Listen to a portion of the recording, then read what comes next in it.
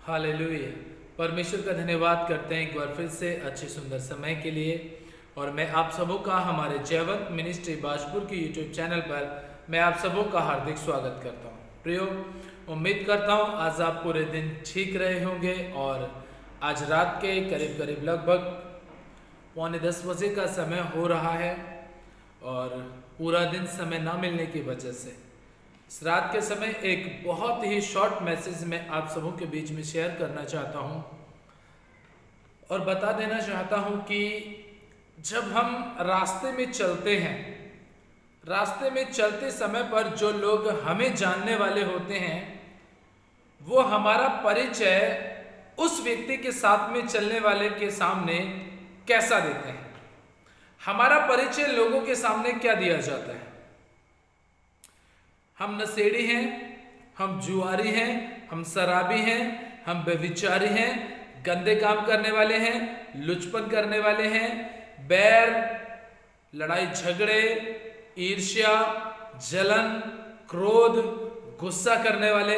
हम किस तरीके के लोग हैं, जिस तरीके का हमारा स्वभाव और जिस तरीके के हम परिस्थिति में जीते हैं, जैसे माहौल जैसे वातावरण में हम जीते हैं, लोग उसी प्रकार का परिचय सामने वाले व्यक्ति को देते हैं।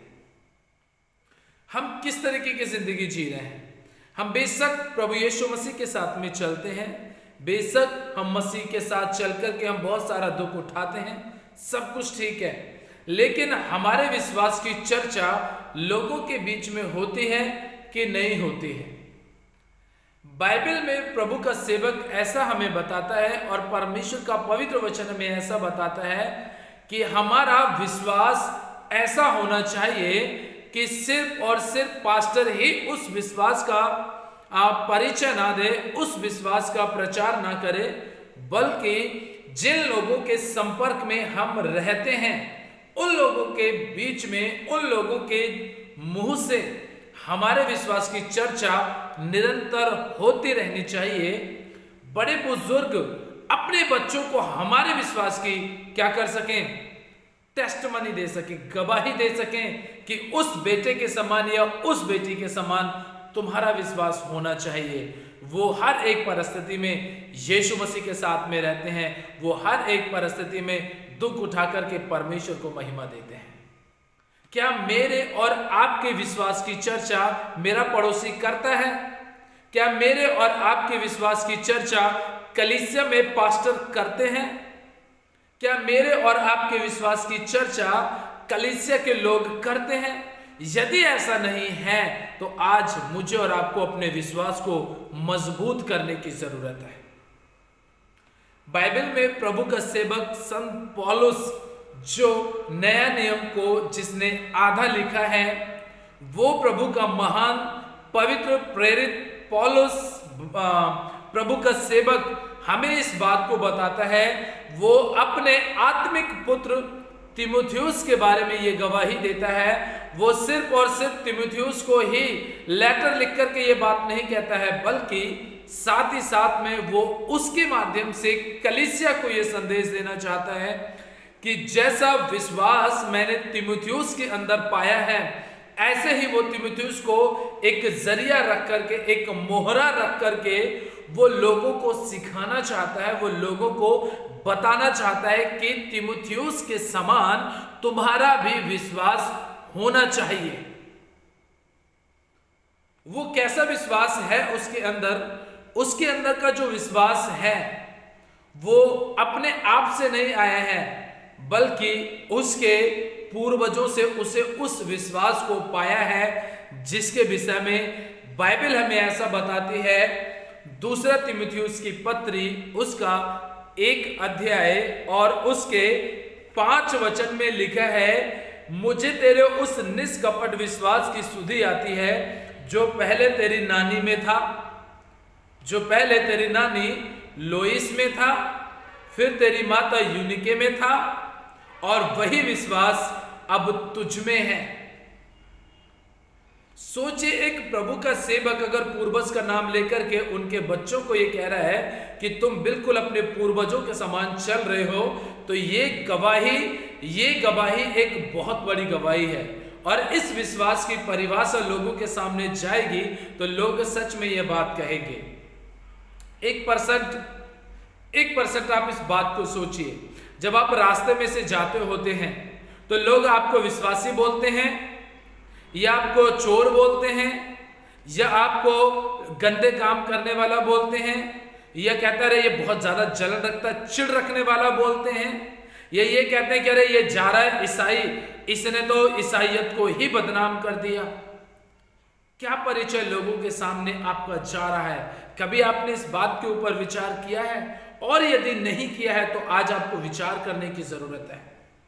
पौलुस पूरी भरी कलीसिया में लेटर में इस बात को लिख रहा है कि जो विश्वास तेरी नानी लोइस में था वही तेरी माता यूनिके में था, और वही विश्वास तीमुथियुस तेरे अंदर भी पाया जाता है। इसकी बात को अगर हम देखें तो बहुत महत्व है, इस बात का बहुत महत्व है कि ये व्यक्ति अपने विश्वास के द्वारा लोगों के बीच में एक ऐसा व्यक्ति बन चुका है जिसके पूर्वजों का नाम भी बाइबल के अंदर लिखा हुआ है। मैं और आप जब हम रास्ते में से निकलते हैं ना, लोग हमसे बात करना पसंद नहीं करते हैं। वो इस बात को बोलते रहे यार भैया इसने कर्जा लिया था, कर्जा ही नहीं देना चाहता, इसे तो कोई उधार ही देना नहीं चाहता।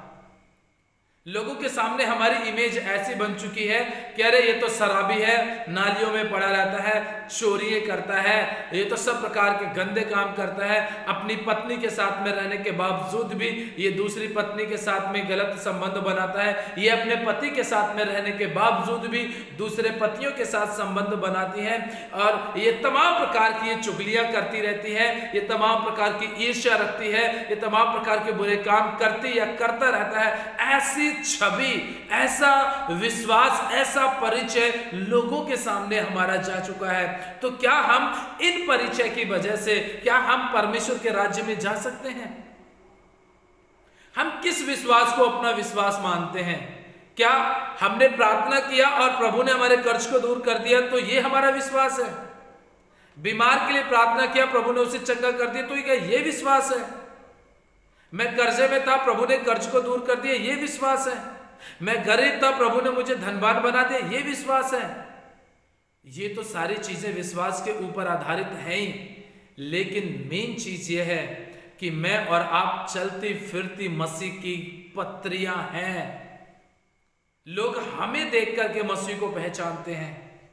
मैं आपको एक बात बता देना चाहता हूं, कुछ जगहों पर मैंने शादी के समय पर ऐसा देखा है कि जब वो बहनों की शादियां करते हैं या भाइयों की शादियां करते हैं तो जब रिश्ते देखने वाले आते हैं, उनके रिश्ते को मजबूत करने के लिए आते हैं, उनको रिश्ते में बांधने के लिए जब आते हैं तो लड़की के घर वाले बोलते हैं कि भैया हमारी बेटी तो बहुत अच्छी से दुआ बंदगी करती है, उपवास भी रखती है, व्रत भी रखती है, रोजे भी रखती है और बड़े फास्टिंग में रहती है भैया, ये सप्ताह में चर्च भी जाती है, सब कुछ करती है। मतलब वो अपने बेटी का इस तरीके का लोगों के सामने प्रभाव डालते हैं कि लोग और किसी बात में माने या ना माने, लेकिन इस बात में जरूर मान जाएंगे कि हमारी बेटी बहुत अच्छे से दुआ बंदगी करती है।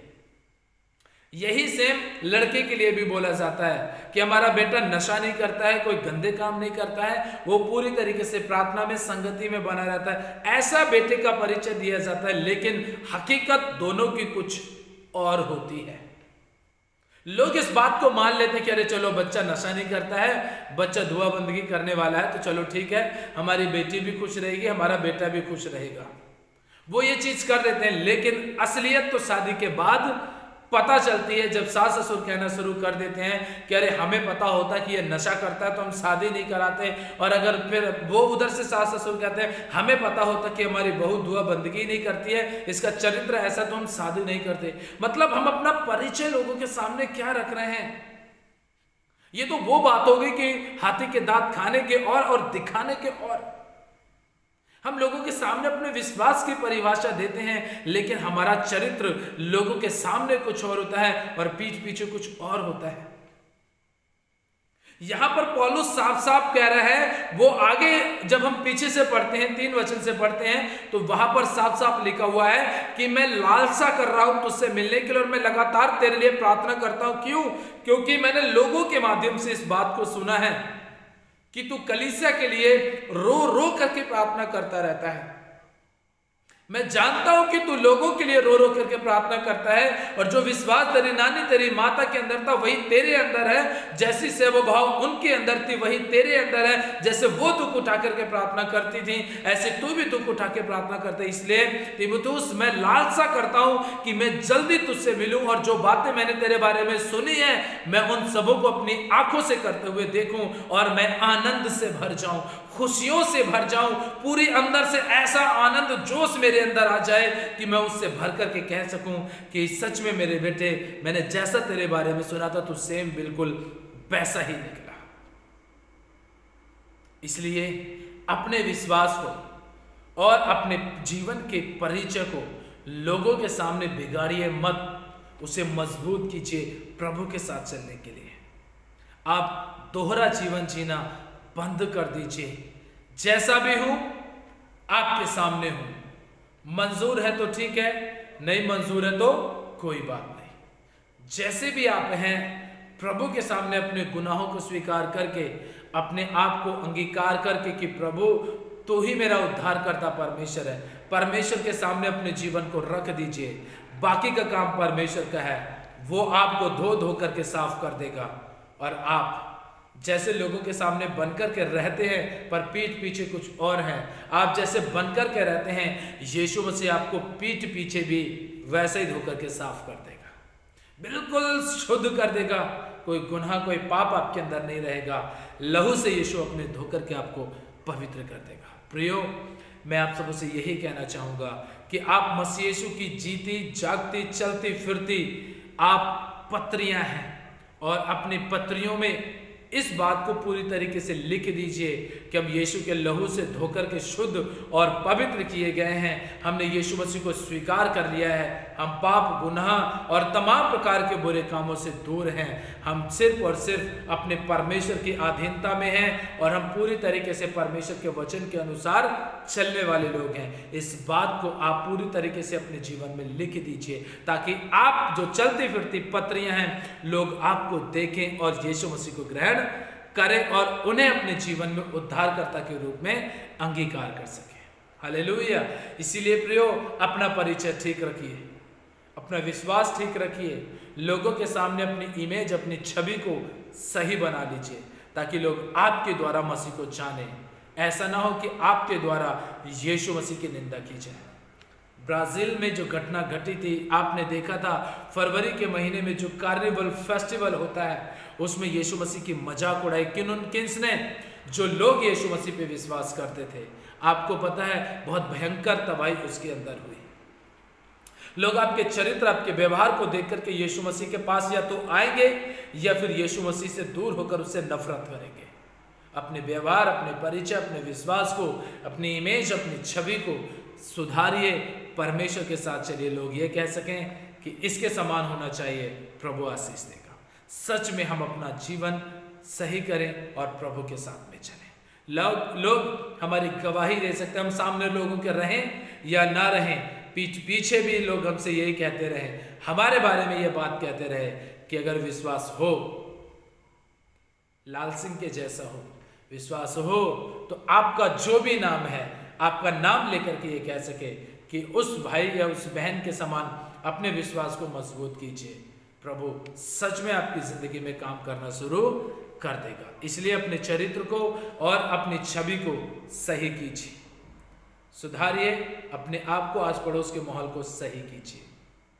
परमेश्वर आज के वचन के द्वारा आप सबों को बहुत बहुत आशीष दे। प्रियो, छोटी सी बात कहना चाहूँगा, यदि आप चाहते हैं कि हम सवाल जवाब करें, परमेश्वर के वचन को और गहराई से सीखें या समझें, तो हम एक और जयवंत मिनिस्ट्री बाजपुर का ऑफिशियल यूट्यूब चैनल बनाना चाहते हैं, जिस पर हम सिर्फ और सिर्फ परमेश्वर के वचन से सवाल जवाब करेंगे और छोटे छोटे संदेश के द्वारा गंभीर बातों को हम सीखने और समझने की कोशिश करेंगे। यदि आप चाहते हैं तो कमेंट बॉक्स में आप हमें ज़रूर बताएं, और जो स्क्रीन पर नंबर चल रहा है उस स्क्रीन पे, उस नंबर पे आप हमें व्हाट्सएप के माध्यम से अपना मैसेज भेज करके बता सकते हैं कि हम वो चैनल बनाएं या ना बनाएं। तब तक के लिए आप अपने और अपने परिवार का ध्यान रखिए और विशेषकर हमारे उत्तराखंड के लिए प्रार्थना करते रहिए। परमेश्वर आने वाले दिनों में एक भयंकर विपत्ति से उत्तराखंड को बचाए। तब तक के लिए प्रभु आप सबों को बहुत बहुत आशीष दे। सभी को प्यार भरे शब्दों में दिल से जय मसीह की और शुभ रात्रि, गुड नाइट।